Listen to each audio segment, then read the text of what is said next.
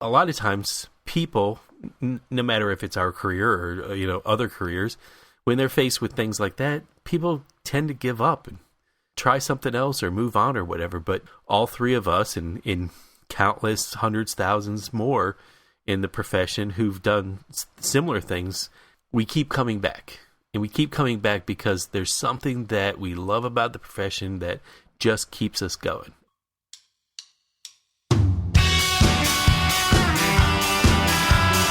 Welcome to Archispeak, a fortnightly podcast about all things architecture. My name is Evan Troxel, and I'm one of your hosts along with Neil Pan and Cormac Phelan. Have you ever wondered what it's like to work in the profession of architecture? Have you ever worked with an architect? Have you ever wanted to be an architect? Maybe you're in school and don't know what you're getting yourself into, or perhaps you know exactly what it's like because you've been working in the profession for a long time, and you know that the more things change, the more they stay the same. Or maybe, just maybe, you're planning on changing the world. Join us as we have a casual conversation about our passion, architecture. It's time for some Archispeak.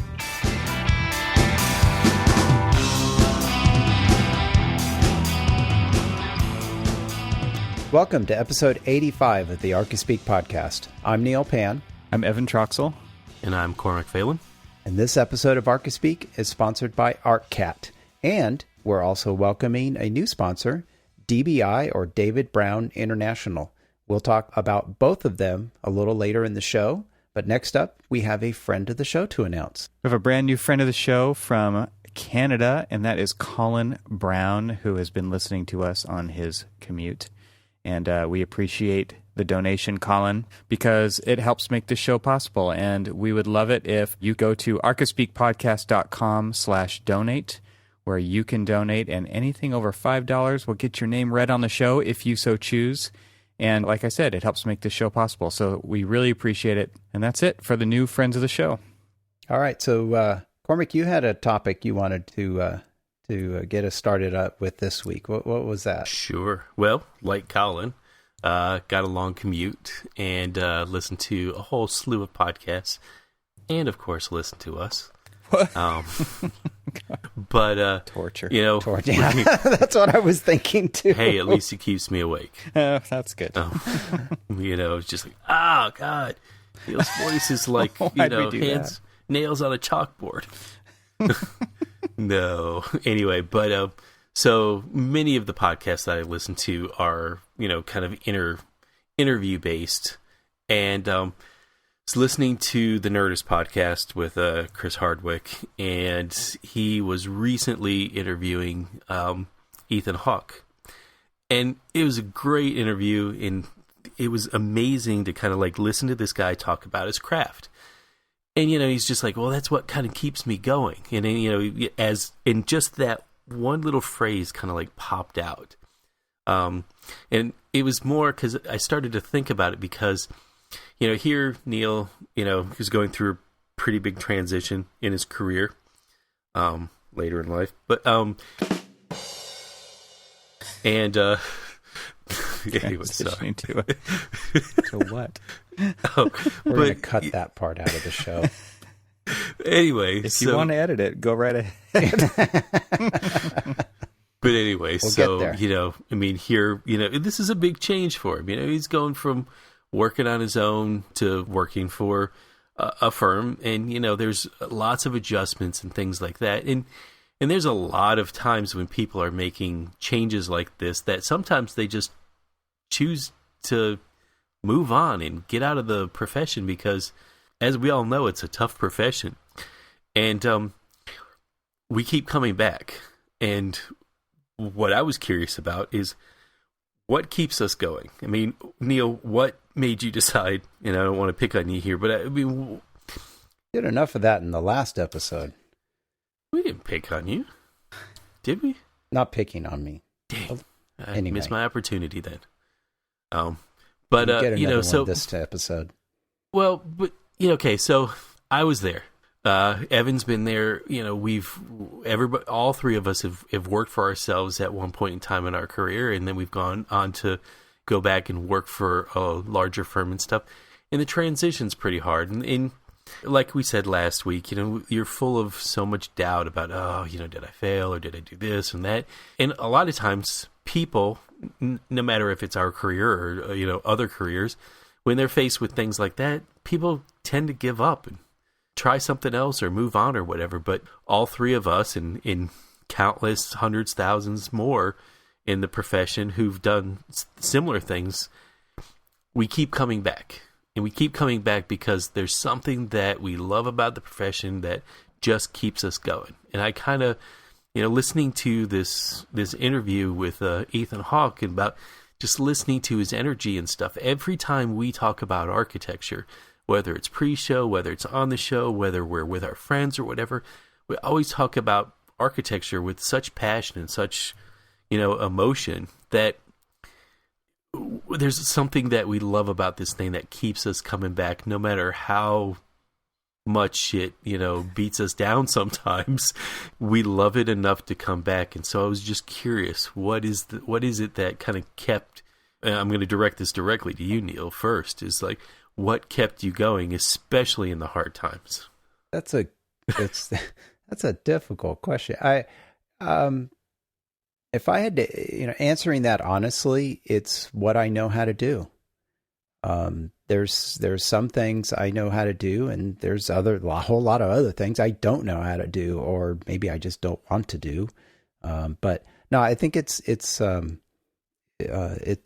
what I know how to do, and it doesn't seem. I mean, it's work, but it's something I can do. And it doesn't seem like work. I don't know that maybe that doesn't make any sense. That's it. That's so distill that essence of what. So it's a job. We all get paid for it, right? Sure. But I think it's come out, in numerous talks and numerous conversations throughout the years, but it's not just job. There's more to it than that, and that's. It's not just drawing a paycheck. I mean, anybody can get a job that just draws a paycheck, and then they go home, they shed off, their work outfit, and they can leave it all behind. And I think that we've made it perfectly clear. There's no way we leave it behind, even if we've detached or we're on vacation or we don't really ever leave it behind. So I think you're onto something by going a little bit further. Try to strain a little bit more out of you. Well, I think we all care about what we do. I think we all care about the built environment, and I think that's what helps keep us going. At least maybe keeps me going. I care about what I do, and I can do it, and I want to do it, and so that's part of it. I think if I had to do something else, I really wouldn't know what else to do with my life. I've been doing this for a while now, so I guess if I had to start over again, what would I, going back to high school, what is it, the counselor, what are you going to do with your life? Here's what you're good at. And there's tests, that kind of will help you figure out, what you're good at or what you're going to want to, maybe what you can, what how am I trying to say this? What you can do, but that you have talents for. Yeah, but I think for me, it's what I can do, and there's times I enjoy it, and there's other times I don't. I mean, not everything goes well every single day, but that's kind of what keeps me going. It's what I can do, and it's what I've been doing, and kind of all I know how to do. I mean, that's kind of the start. What about you, Evan? What kind of drives you to keep going, especially when faced with challenges and hardships or whatever else, kind of daily things that are being thrown at you? Yeah, it's not an easy question to answer. I guess on one level it is, but to really think about it, it is not an easy question to answer because it's so varied. I mean, really, for me, I love learning new stuff, and I don't necessarily mean new facts or even new ways to do things. It's hard to explain. What I love is I love the process that I go through when I'm working on a building when I'm designing a building, and the things that I learn that I would never have come to the surface if I hadn't been engaged in that process. And because there's an easy way to design a building, and then there's like the way that I design a building. And I don't mean that like those are mutually exclusive. I just mean that they're, I hear it all the time. Well, why'd you do it like that when you could have just done it like this? And that's what I think is something that's so interesting about architecture, and I guess any art form, if you want to put those into one category, where I've always been intrigued by the fact that if two people were to take on the exact same project, it would come out completely differently. Like there might not be one thing that's the same. I mean, you know what I mean by that? So, and to me, that becomes more and more apparent the further I go on is I don't know why I get to do what I get to do, and why my decisions get to become the ones that, and I'm not saying that I'm the only one working on these projects. That's far from the truth. There's big teams involved. But when I have this design intent and it gets built, like that's ridiculous to me. And I don't know why I am the one who gets to say that, because it just blows my mind that I'm the person who's trusted with that pencil to initiate those ideas, or to synthesize those ideas, or to synthesize all the stuff that I hear from all the different users and the people who aren't even the users but are decision makers. And you put all that together and you come up with a thing that finally gets built. And what keeps me going, honestly, like the big thing that keeps me going is when I walk into it for the first time. And I don't even mean the finished product. I just mean like once the steel's up or once primary structure's up.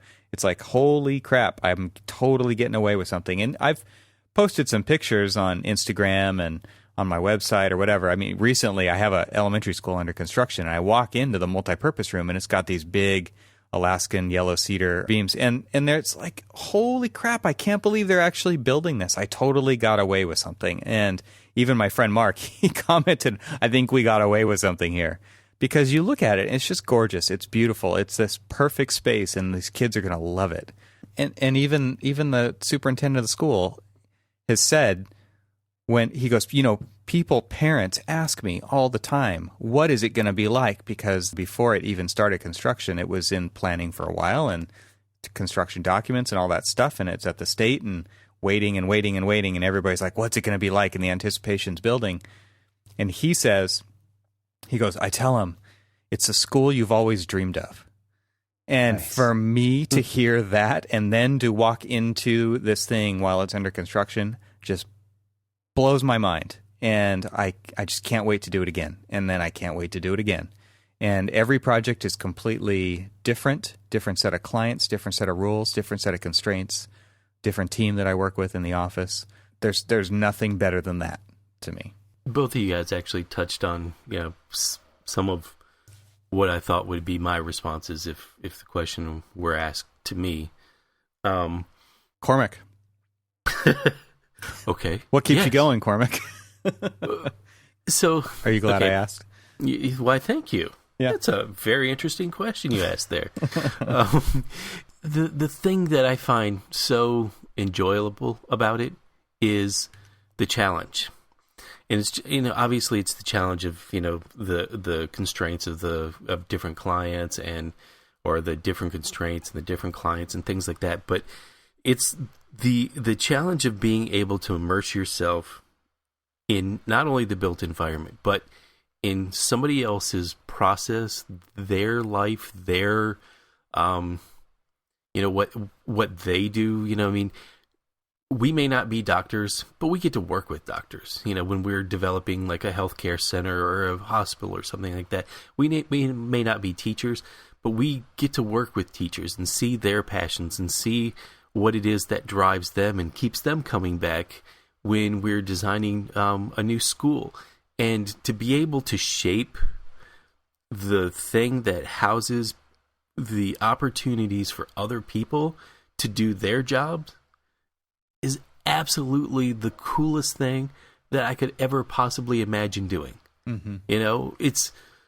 I'm working on, and did I ever think 6 months ago, before I changed jobs, that I would be working on a chemistry building with a bunch of radial, nuclear, and laser-based chemistry scientists? No, not at all.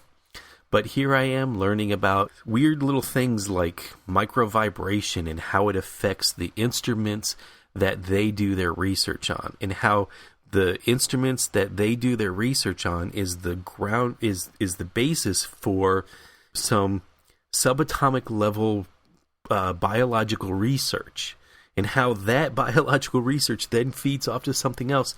And here I am, I'm helping shape their surroundings so that they can help somebody else do something else and do something else, and we're a part of it. We may not be the guy sitting there staring under the microscope and stuff, but we're helping facilitate that guy to actually be doing that. And it's so cool. I mean, I think one of the most enriching and rewarding things that I had ever done was when I took an old building that everybody went to school, or went to work every day in, a 118-year-old building, and it was just beat up, worn out, run down. And it was there. It had some character, but it was kind of tired, and you could see that in the looks of the people who went and worked there every day. They were kind of over it. They were just really, it was something, they just didn't like it. Yeah. Whatever. And then, so 5 years of my life was spent dedicated to basically resurrecting that building, reshaping the building, but trying to at least keep the essence of the building, what was the real character of the building, and then reshaping it for them so that they can essentially take this 118-year-old building and teach for another 118 years. And so when some of these teachers came in and they actually started crying, not because it's still around, but that it's the essence of what they know, but it was so much better. And they they started crying, and then they came up and they hugged me because they loved it. Well, that's how you know it's architecture right there. And that's you that's created an emotional response in people through the built environment. I was awesome. Absolutely amazed at how many times people were like crying over when the librarian walked into her new library, when she was in this small tiny box and made do for almost a decade in this tiny little room, just with everything on top of her and stuff like that. And then tripled, quadrupled the space, but then it had this panoramic view of the state capitol building all the way to the U.S. Naval Academy and the water and everything else. And she walks into this thing, and it was kind of heavenly music started to play, and and she started. I looked at her, and I could just see the tears welling up in her eyes, and she was just like, "It's amazing. I love this place." She goes, "I'm never quitting this place. I will never transfer from this place. They will have to drag me out of this place." And it was just like, okay, that's what keeps me going, because at the end of the day, what I do had an effect on that person's life. As weird as it sounds, I mean, we may not think, when we're in the trenches doing the DDs and CDs and cranking out specs and all this other stuff, how it's really going to affect it. Because, Neil, you were talking about there's those good days and those bad days, and, and there's a lot of just days in, putting together a set of construction documents and stuff. But it's, as you said, Evan, it's when you get out there and you start to see it take shape. You see the steel that you had envisioned in your head when you were doing that little sketch, and how it all comes together. And then the user group comes in, and they're just filled with wonder. They're like, "Oh my God, this is the greatest thing I've ever seen." Or, the quote that you used about this is the greatest school, or that I've ever imagined. Or I'm sorry, I got the quote wrong, but it's okay. But I mean, it was just and that's, that to me is the just the driving force, because at the end of the day, we get to create. Exactly. Yep. And I don't know how to explain, any other feeling. I mean, parents, it's almost like that, to be quite honest with you. Well, these are our babies. Yeah. These are our babies. I mean, these are there's whereas I guess when you're a parent, you don't really have a say in how once the baby's out there, it's all influenced and everything else. It's just an amazing thing. I was looking at my sons. My middle child just turned 13, and I'm looking at him. I'm looking at baby pictures, and I'm like, wow, how did I get here? Yeah, it's crazy. And but then and it's almost that same kind of amazement when you're standing there, and maybe you've spent like the project as a whole that I spent 5 years on, where it was 8 years in the making. Yep. So for 8 years, people, and literally that's the life of my daughter right now, and over the course of 8 years, I've seen my daughter go from a baby to just this, wonderful little girl. And in that same time, a building has been trying to be built. Got to have a lot of patience. Wow. Yeah. And when it was finally built, and, the emotion that it struck, and I was even getting like people in historic downtown Annapolis were saying, this is a great, this is a great kind of like rebirth of a building that, more or less just had no real part in, our neighborhood, because it was just a building that looked like it was falling in on itself, to now, be, really kind of reinvigorating. Thank you very much. It's the next day for me. You guys are still working in yesterday. Anyway, you know where I was going. I'll give you a pass. Thanks. But hey, did I tell you I'm working on a permit set and I've got no sleep? You of all people. Me of all people. Yeah. No. But it's again, like I said, and I've been droning on about it, but honestly, that really, to me, anytime I start talking about that excitement, I had a friend of mine from work who he came into the office. He took a short little family, like I think it was like a 5-day kind of like a little road trip with his family.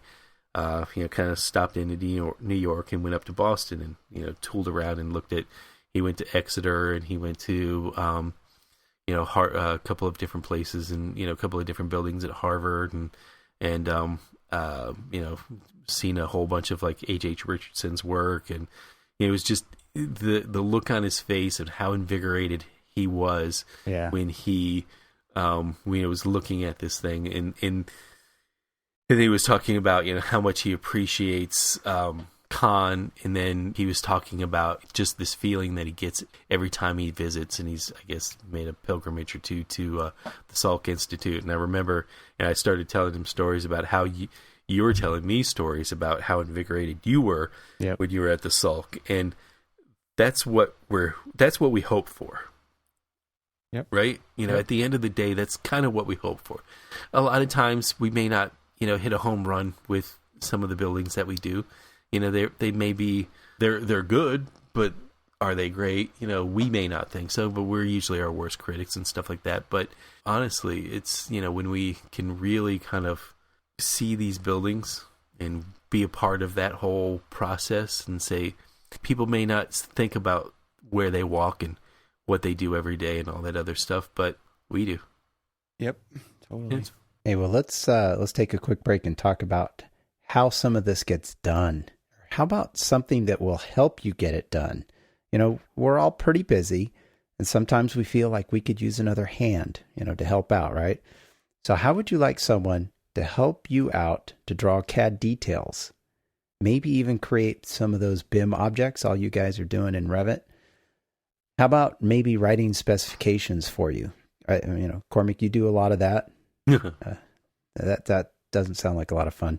But how about if somebody helps you do this? How about you get this quote unquote, and yes, I'm doing air quotes, assistance to do some of this work for you for free? ArcCat is your answer, and ArcCat has already done this work for you. Search the ArcCat libraries for CAD, BIM, specs, catalogs, videos, and more. All of this content is created for you, free of charge, with no registration required. Stop registering on sites for content. Just come to ArcCat and find what you need. ArcCat has created a website devoted to you, the building professional, to find building product information fast and hassle-free. Check out ArcCat today at arcat.com. And again, thanks to ArcCat for sponsoring this episode of Archispeak. And even if you're a student, you can go to ArcCat, find out about some of the stuff that you're, materials that you're designing with. This is how you find out, because this is what you will be doing when you get out in the field, or I should say, get out into into the profession. This is the resource you're going to be using. So get used to it now and be checking it out, and maybe impress some of your classmates or your instructors by referring to something that's real. So and trust me, definitely recommend it. So go check out ArcCat at arcat.com. And like I said, I'm working towards a permit submission, and realizing that I'm missing a detail or two, and sure enough, where was the first place I went? ArcCat. And sure enough, what was I able to do? Pull down a Revit family to drop into my model and actually help get that detail done. The read does say it best that it's essentially a one-stop shop, and they know as well as we do that you can't find everything there. And the great thing about ArcCat is if you can't find it there, let them know, and they'll make sure that they can get it there. But you'd be surprised at how much stuff is actually there. If you're looking, and we were looking for recessed paneled garage doors, and where did we go? Right there, because we could find everything that we needed. We were missing some details. We found all the details that we needed there. We were missing the spec. We found the spec there. Why reinvent the wheel when the wheel's out there for you, and just you can get out there and you can turn it and find what you need? ArcCat is the architect's set of wheels.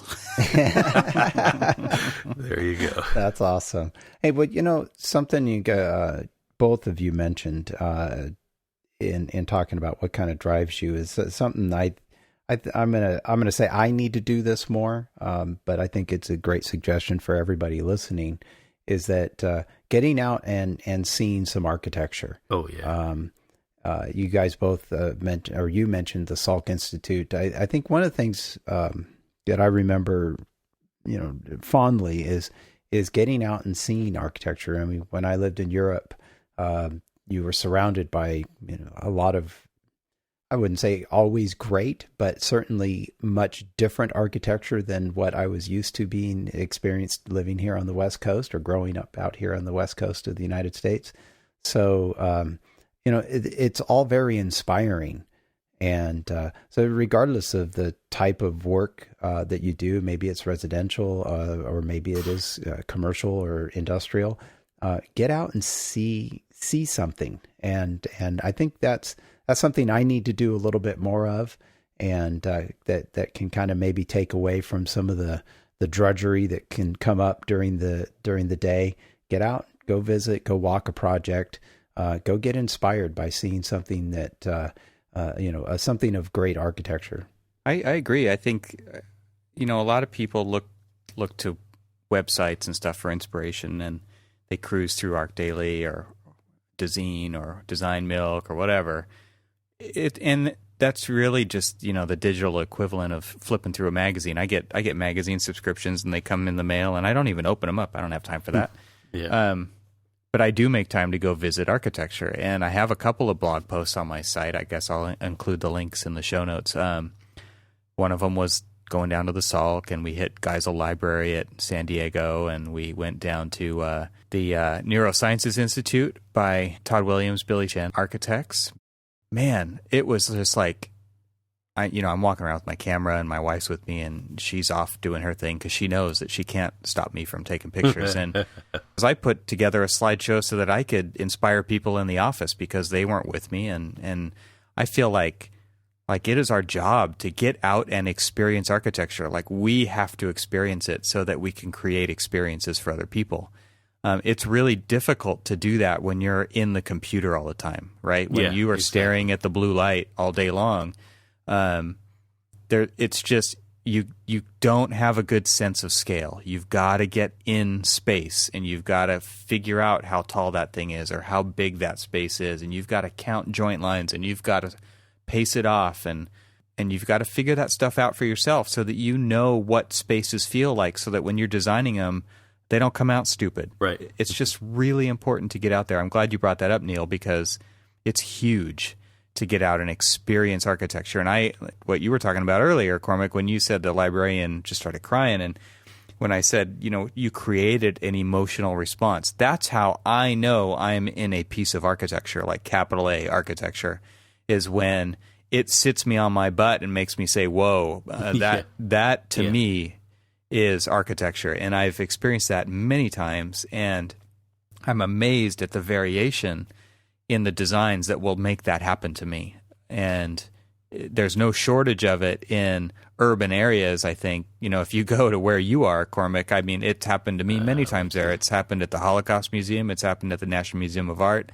It's happened to me at the Lincoln Memorial and all these places. And then you go to LA or Chicago or San Francisco. It happens all the time. In other areas, you have to search for it, and you've got to find it. I mean, I was out in Tempe, Arizona a few weeks ago, and we were at a conference, my friend and I, and we hooked up with this landscape architect who said, I know where a Terrell Sky Space is. Let's go find it. And we walked out and we found it, and we just sat there, and we experienced that space. And it's an outdoor space, and it was just phenomenal. And it was the first time that my friend had been to one of those. Luckily, we have one right here in our town, but it did not disappoint, and even though I've experienced that type of thing before, because it was different. It was in a different environment, and it was just an amazing, invigorating, inspiring thing to do as an architect. So, did you take your sketchbook? I did not have my sketchbook, but I had my phone, and I took pictures. I took lots of pictures.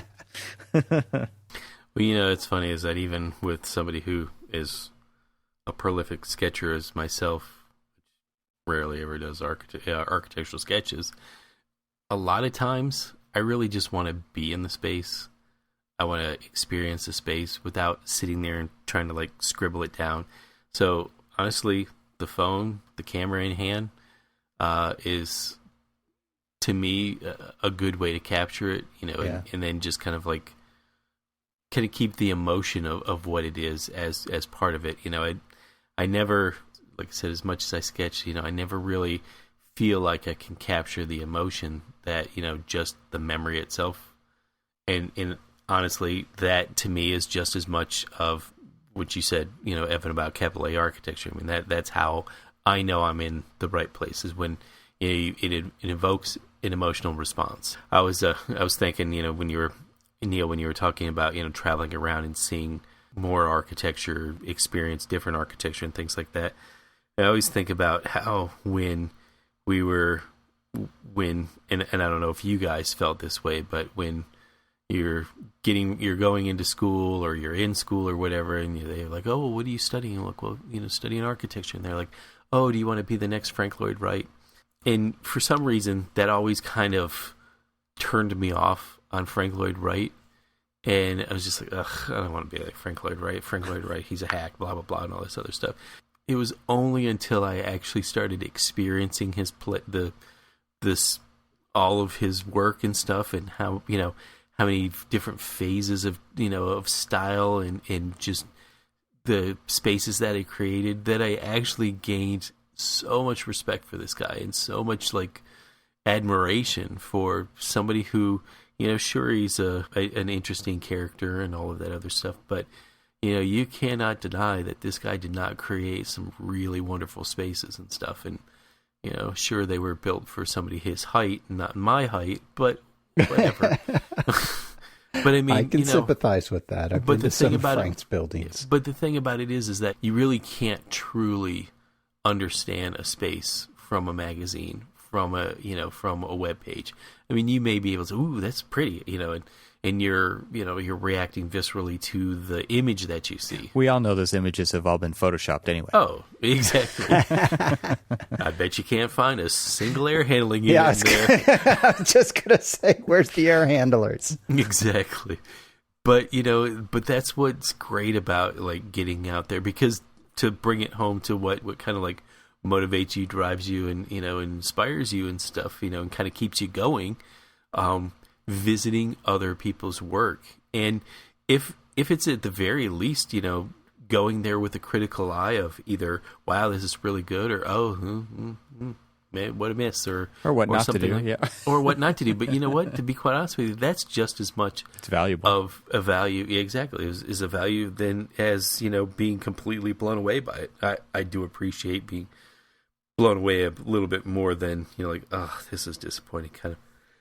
But still, I mean, there's valuable tools and valuable things to kind of keep you going, because you're like, I'm not going to do that space, Yeah. But you can't underscore the value of getting out there and really kind of experience other people's work, because that's what motivates me to kind of do better. It's like, wow, I really thought that the last project I did was good, but I'm looking at this, and this is what good is. Here's the definition of good, and what I did, I don't know what the hell that was. Yeah, I do kind of obsess over good design. It's, exactly, and sometimes I even get, I won't say clinically, but I do get depressed over bad design. Yeah, about like, wow, I appreciate the pretty. As base as that sounds, I really appreciate the pretty, and I think that being able to be motivated to help create the pretty is a driving force for me too. Again, we're kind of lucky to have a bunch of really high-end colleges right here in our town. There's 5 or 6 of them. And when you came out and visited, we kind of walked around a few of them, right? Yeah. And just to be able to walk through a Raphael Vignoli project is, to many people, it might just be some boxes stacked on top of each other. But to me, it's like, oh my God, like how did they connect the tread to the railing to the to the guardrail, that's all glass, and just those fine details that make me, not everybody, but I want to be able to pull that off, and I can really appreciate what has been put into the thoughtfulness of that design, and to be able to walk it, and again, not just look at it in a magazine, is the difference to me between what keeps me going and just something to pass the time. 2 completely different experiences for me. Something else I'd like to mention too that kind of helps and I don't know, inspire me, but then also keeps me going is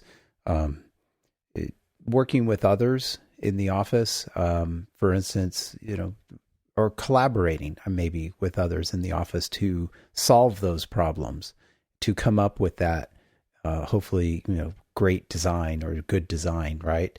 That can be inspiring too. Like if you're banging your head against a problem or something's just not working, you're trying to figure something out, you go talk to a colleague in the office and they go, well, let's look at it this way.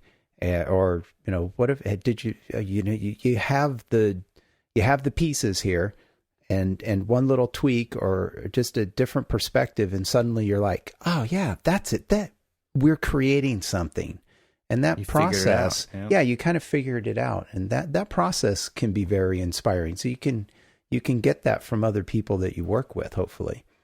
Yeah, that helps. I had that experience, just the other day. So, and that can give you a really good feeling, and hopefully brush away some of that depression that you get from the bad stuff or from something that's not good. Exactly. Well, hey, let's take a second out of the show here to give a warm welcome to our new sponsor, DBI, which is David Brown International. And I know everybody's been waiting to hear what DBI is since Neil first talked about them at the beginning of the show. So let's talk about them. Finding the right talent to join your firm in this exceptionally competitive market can feel like an impossible task. I know this is something that we talk about in our office all the time. The talent war is on, and that's we talk about that a lot. With everything you already have to do to run your business every day, you need a trusted partner that knows your industry and has a proven track record of success. DBI is the global leader in executive recruiting and consulting for the architecture and interior design industry. With unmatched industry knowledge and a vast network of world-class architecture and design leaders, influencers, and talent, DBI provides global recruiting, staffing, and strategy. Does your firm need to hire talent? Is your in-house HR team looking for support? Perhaps you want to build a brand designed to attract talent on your own? DBI understands the importance of having the right design talent in the right job at the right time. Their professional team ensures that every search is tailored to the specific needs of your firm. DBI is dedicated to delivering the highest quality results. So whether you're an architecture or design firm interested in finding your next great hire, or you are an architect that is looking to make the next career move, so we're hitting everybody here who's listening to this podcast, DBI is the right partner to help you find success. Learn more and contact the team at DBI today at their website, www.dbifirm, that's David Brown International Firm.com, or call 888-774-9161. That's 888-774-9161.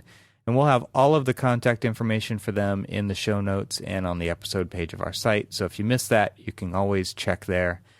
At DBI, as they say, placement is everything. So check out DBI. Let them know that you heard about them on Archispeak, and see what options are available to you in your area.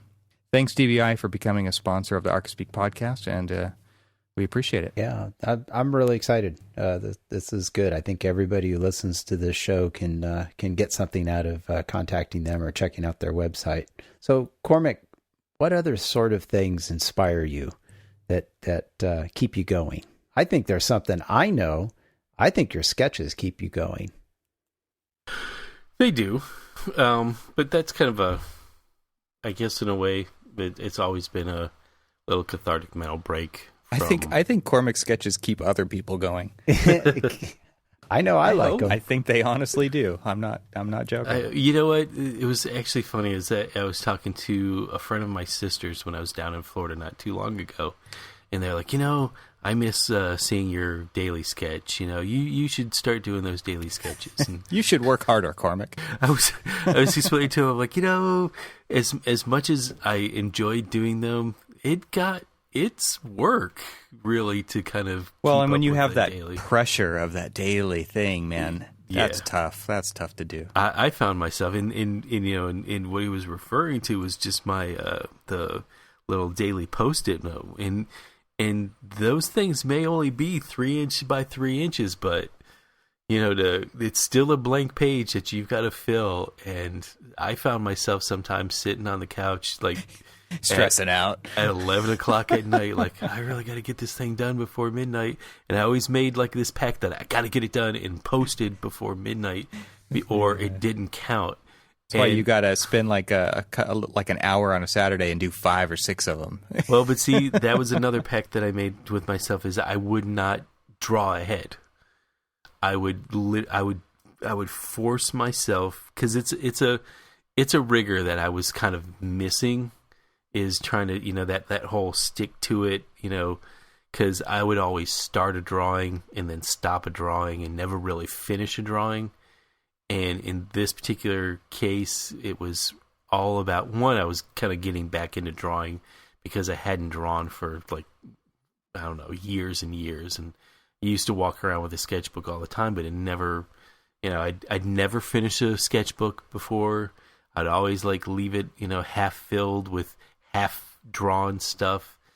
And, I was like, if I'm going to start this up, I'm going to become a completist all of a sudden. Exactly. And I really kind of pushed myself to, again, start small with the 3x3s. And what's interesting, though, is that, you may not see them all, I'll post everything, but I do fill my sketchbooks. I've actually filled, I always I start a sketchbook and then I put it down, and I start another sketchbook and put it down. But, like the sketchbook that I got for free from the AIA conference last year, it's completely filled. And another one that I started around the same time, that one's filled. And I've filled like, probably about 4 of them since, kind of like the last time we all met. Wow. And I just got a new sketchbook and just started breaking it in. And unfortunately, I haven't been able to finish the sketch that I started because I say something about that permit submission. I don't know if I mentioned I'm working at a permit submission. I was going to say you're recording a podcast, but sometimes you sketch when we're recording. So sometimes I do. Not that so I don't. Cormac, I'm curious, is there a place somebody can go to see that year of sketches that you did? Don't you have a Flickr page or something? I have a Flickr, Tumblr. What is the? Wow, I've forgotten it. What's the? We'll just throw it in the show notes. We'll throw it in the show notes. Yeah, but basically, that's Flickr. Yeah. Okay, Flickr and Tumblr, but mostly you can just go to my Instagram page because that's where they all start. I post them on Instagram and then have it mass post everywhere else. Yeah. And then you can also see my photographs. Been getting really into kind of doing the black and whites. Kind of inspired by the stuff that you do, Evan. Yeah, because I know that you are extraordinarily into and very good at photography. Thanks, man. I was going to talk a little bit about something that keeps me going or got me going over the weekend. I rarely have time to sit around and watch TV, but man, I watched Citizen Architect this weekend for the first time. Damn, I thought you were going to say Daredevil. Okay. Yeah. I saw it on there. It was just one of those. There's lots of architectural documentaries that make me rethink my life, and this was one of them. Man, it was, and it really reminded me of being at the AIE convention last year and going to the Auburn the alumni event. Yeah. I was about to say reunion, but that's not right. It was for you. It was for me. But man, when they played that short film there, I felt something, and I guess that's maybe the theme here for me is this inner excitement, longing, yearning, and to me, that's how you know you're really connected to something, right? And Neil, even when you were in the very beginning talking about it's what you know, it really just reminded me of relationships. And I honestly have this crazy relationship with architecture, right? And sometimes it's great, and sometimes it's the worst thing ever, and but we keep coming back to it. And so when I watched this film over the weekend, I think I texted you guys right when it was done, and I'm just I feel like I'm wasting my life. I honestly felt like if I could do anything, I want to be involved in something like that. I want to be involved in something that, and I know it's not all rosy all the time. It just makes me feel like there is this connection to the work and this connection to the universe that I just don't have every single day. And it's not like I'm going to go out and change my career right away, but there are things like that, and there are projects, and there are movies that I watch that aren't architectural documentaries where I just feel like I'm not exactly in the right spot, but this thing gave me a glimpse of what that could be for me. Right. And so, like I said, it's not just this particular documentary. It's certain movies that I see where I'm just blown away by that somebody made this thing. A lot of times it's me listening to music by myself with the set of headphones on, where it's just so perfect, and it is such the right time to hear what I heard. I have that artistic longing to make something that has that much meaning for me and for other people. Well, I even got that when I was out with you guys at MDC, and I was going to bring that up. We were listening to Rand Elliott, and this guy delivers this, this lecture. It wasn't really a lecture, just a presentation of his work, but the thing that was so amazing is the passion that he brought to just showing why he does what he does. Kind of reinvigorates you and kind of almost reintroduces you to that spark that got you going. Yep. You know, and I told you guys I felt like it felt to me as I was as charged and like amped up as I was coming out of a Rocky movie. I wanted to go punch some architecture. You know,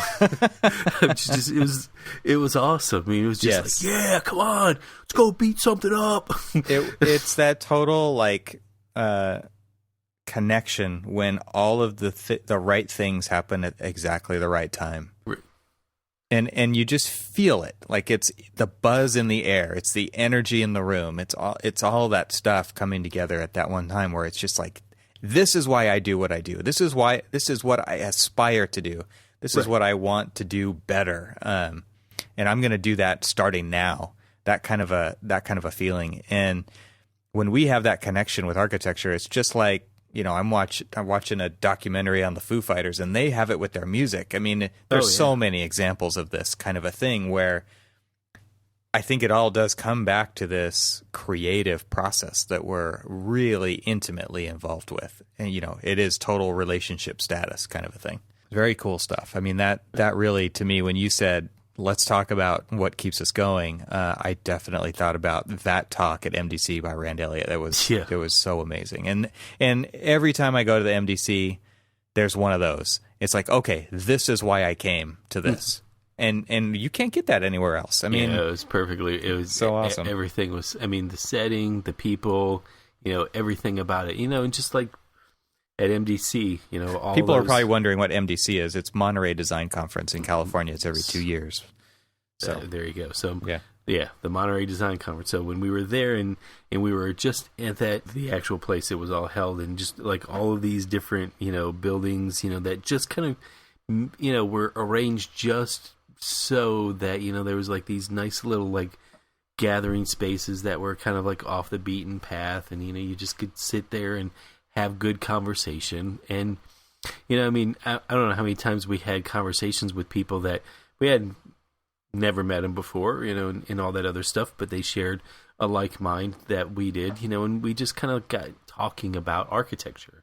And you know, that right there alone, just the spontaneous conversation about architecture kind of let you know that you're, you know, one, you're not alone. And two, that, you know, there's people out there that kind of get your neuroses, kind of get your, you know, understand you and understand why, you know, looking at a door or looking at a window or looking at a whole building and stuff kind of like charges you up and says, yeah, that's great. I love this. Yeah. Stuff that other people look at you and go like, you're crazy. Like, yeah. You know, that's just a doorknob, right? Yeah. I think we're all energized now, and it's time to go to bed. No, so. Yeah, that's not going to happen. Let's go punch something. Let's go. Well, let's not go. Let's go punch the website of our sponsors. How about that? Let's big shout out and thanks to Arcat at arcat.com and to DBI, David Brown International at dbifirm.com. So thank them both for sponsoring this episode of Archispeak, and visit our website at archispeakpodcast.com for links to our catalog of episodes. You can also sign up for our newsletter that includes links to everything we mentioned in the episode, and we don't ever spam you with anything else, just that newsletter. Between episodes, join the conversation by leaving comments at archispeakpodcast.com for each episode, or on our Facebook page, or even through Twitter. Links can be found by visiting the site at archispeakpodcast.com. Hey, I have a quick little thing that we should plug the mug. You know what I'm saying? Plug the mug. Plug the mug. If you need a coffee mug, you should check out the Archispeak coffee mug, because it's architecture is the happy poop. That's what my kid said. Does that mean architecture is the happy poop? It is the happy poop. It is. So go over to archispeakpodcast.com/store, and on that page you'll see various items, including the mug. So check it out. And that's it for me. Get your happy poop. Get your happy poop. All right. Good night, guys. Good night. Good night.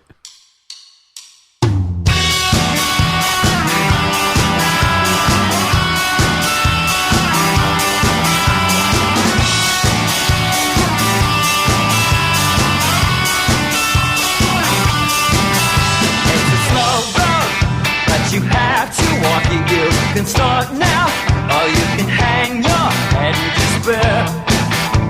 It's young and